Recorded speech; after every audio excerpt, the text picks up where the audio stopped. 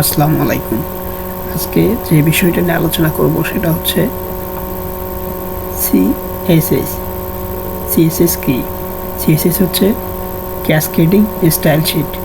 HTML দিয়ে ওয়েবসাইটের গঠন স্ট্রাকচার বানানো হয়। সিএসএস দিয়ে ওয়েবসাইটের রং সাজানো বা ডিজাইন লেআউট তৈরি করা হয়। উদাহরণস্বরূপ এইচটিএমএল হচ্ছে একটা দেয়াল, আর সিএসএস হচ্ছে রং বা টাইলস ডিজাইন। নেক্সট 2, সিএসএস লেখার পদ্ধতি তিনটে আছে। Number 1, inline CSS. এইচটিএমএল ট্যাগের ভিতরে লেখা হয়, যেমন h1 style, colour, red, hello, h1 close. বড় প্রজেক্টে ব্যবহার করা ঠিক না। Number 3, internal CSS.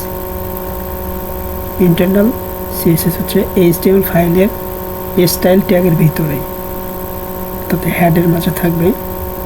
স্টাইল ট্যাগের ভিতরে লিখতে হবে h1 কালার। এইভাবে ছোট প্রজেক্টের ব্যবহার করা যায়। ছোট ছোট প্রজেক্টগুলো তৈরি করলে এগুলো ব্যবহার করা যাবে। Number 4, external CSS. সবচেয়ে গুরুত্বপূর্ণ, আলাদা সিএসএস ফাইল। লিঙ্ক ইউজ করতে হবে। রিলেশন দিয়ে স্টাইল শিট দেওয়ার পরে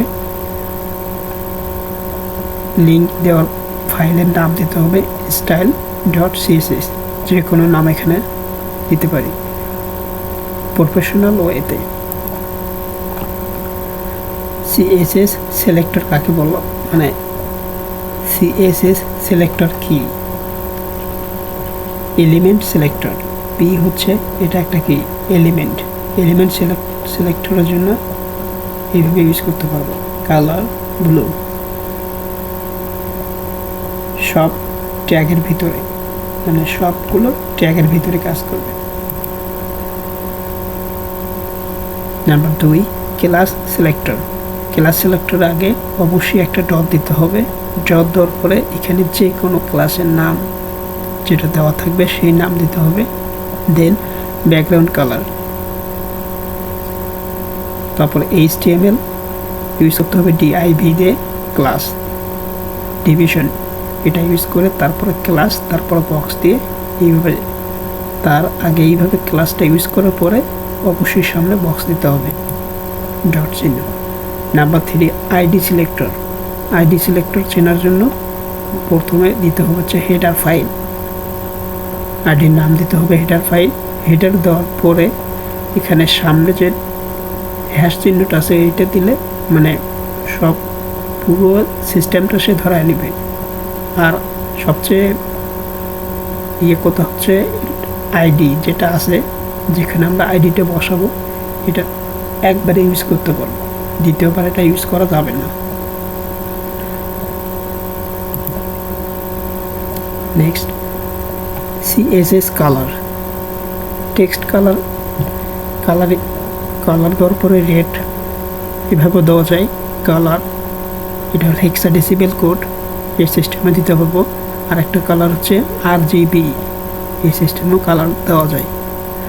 আর একটা হচ্ছে ইউনিভার্সাল সিলেক্টর, মানে মার্জিন আর প্যাডিং সব এলিমেন্টে কাজ করে। সবগুলো এলিমেন্টের ক্ষেত্রেই এটা লাগবে, মাস্ট। Margin plus padding. আর একটা হচ্ছে হলো ব্যাকগ্রাউন্ড কালার। ব্যাকগ্রাউন্ড কালার হচ্ছে যে কোনো একটা ওয়েবসাইটের পিছনে যে ব্যাকগ্রাউন্ড কালার থাকে, লাল নীল যে কোনো কালার, ওইটা সিলেক্ট করে দিতে হবে। ব্যাকগ্রাউন্ড কালার দিলেই তারপর যে কালার দেবো, ব্লু, রেড, লাল, যে কোনো কালার, ওইটা কি সেই ওয়েবসাইটে কালার হয়ে যাবে। Next, text and font style sheet. প্রথম হচ্ছে ফন্ট সাইজ 16px। 16 পিক্সেলের একটা লেখার যে সাইজটা ওইটা 16 পিক্সেলে নিয়ে নেবে, মানে 16 পিক্সেল। তারপরে হচ্ছে ফন্ট ফ্যামিলি। হচ্ছে ফ্যামিলি মানে কি একটা পরিবার, যেমন নিউরোম্যান, তারপরে হচ্ছে অ্যারিয়েল, এগুলো কি একটা নাম। এই নামের যে লেখাগুলো আছে সবগুলো ফন্ট একই সাইজের হবে। তারপর আছে হলো ফন্ট ওয়েট, এটা বোল্ড, মানে এটা দিয়ে হোয়াইট করলে এটা আমরা কি বোল্ড করতে পারবো, লেখাগুলো একটু মোটা দেখা যাবে। টেক্সট অ্যালাইন সেন্টার, লেখাগুলো কি যে লেখা লিখবো এই কমেন্ট দেওয়ার পরে ওই লেখাগুলো সেন্টারে মানে ডিসপ্লের মাঝখানে চলে আসবে। টেক্সট ডেকোরেশন, এটা নাম দিতে হবে, টেক্সট ডেকোরেশন দিতে চাইলে দিব, না চাইলে নাই। নেক্সট হচ্ছে লাইন হাইলাইট, লাইনের উপর দিয়ে যে হাইলাইটটা দেওয়া হয় 1.5টা যে কোনোভাবে যে কোনো সিস্টেমে চেঞ্জ করে দেওয়া যায়।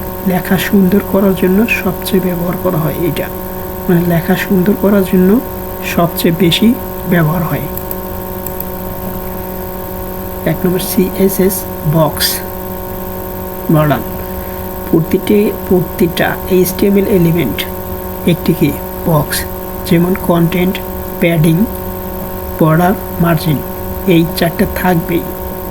CSS HTML বক্স মানে CSS বক্সে মডেলে এই 4টা মডেল অবশ্যই থাকবে। একটা হচ্ছে কি content, padding, border, margin.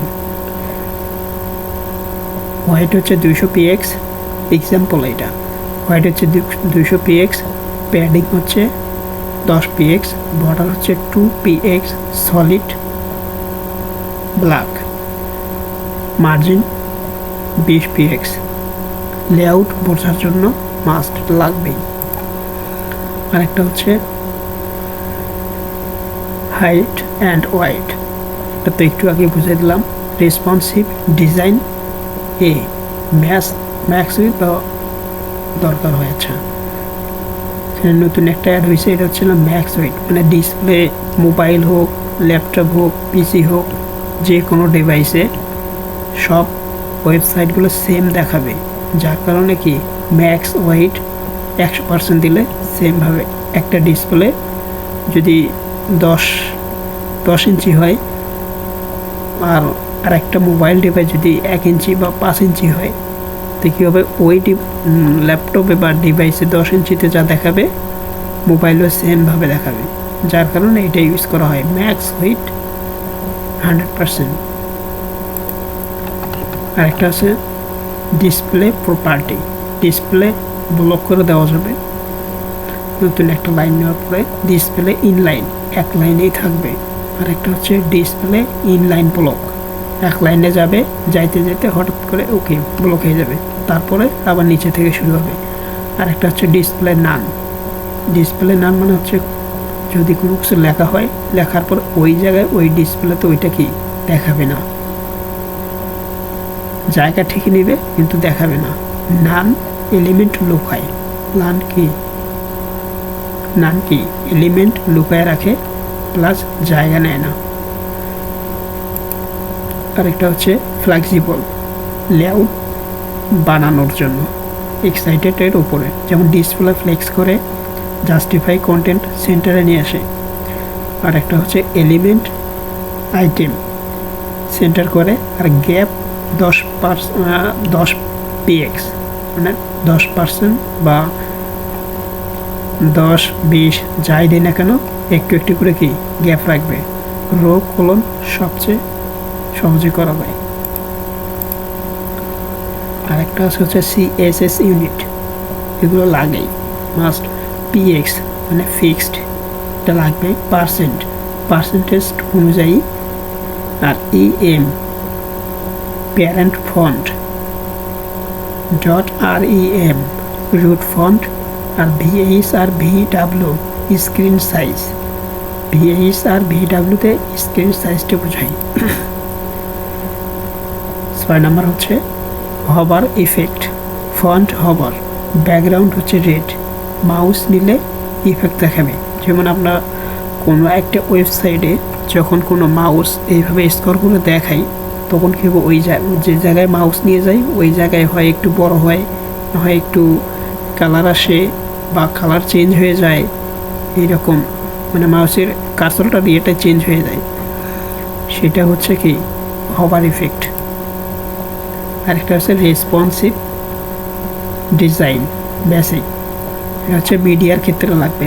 Mobile device হোক, যে কোনো ডিভাইসে যাতে দেখতে পারে তাদের যে হাইট উইডটা আছে ওইটা এখানে উল্লেখ করে দিতে হবে। মোবাইল ফ্রেন্ডলি সাইট বানাতে কাজে লাগে। ধন্যবাদ। আরেকটা আছে, সেটা হচ্ছে বিগিনার হলে এতটুকু জানতেই হবে আর কি। Number 1 selector, number 2 box model, number 3 flex box, number 4 colour and text, number 5 responsive basic. Thank you watching for video.